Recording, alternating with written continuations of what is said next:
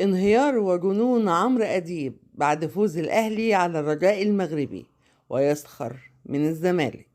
بس قبل ما ندخل في تفاصيل الخبر، لو انت أهلاوي أصيل اضغط لايك واشترك في القناة لنرى كم عدد محبي النادي الأهلي. فبعد مباراة النادي الأهلي والرجاء المغربي وفوز الأهلي على الرجاء المغربي، فقد صرح وقال عمرو أديب: جماهير الأهلي حاجة تفرح، كان نفسنا من زمان نشوف الجماهير بالأعداد دي لأي مباريات كبيرة سواء للأندية أو المنتخبات. والأهلي النهاردة عرف يسحب الرجاء المغربي ويكسبه بكل سهولة.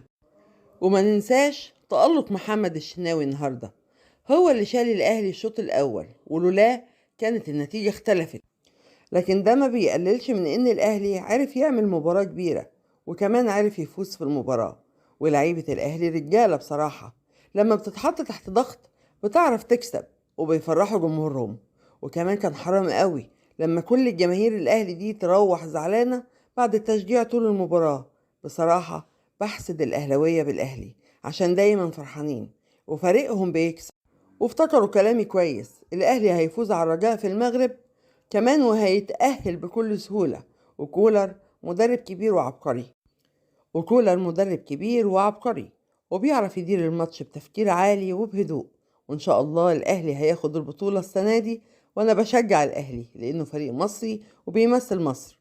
وهو ده كان رد فعل وتعليق عمرو أديب على فوز الأهلي على الرجاء المغربي.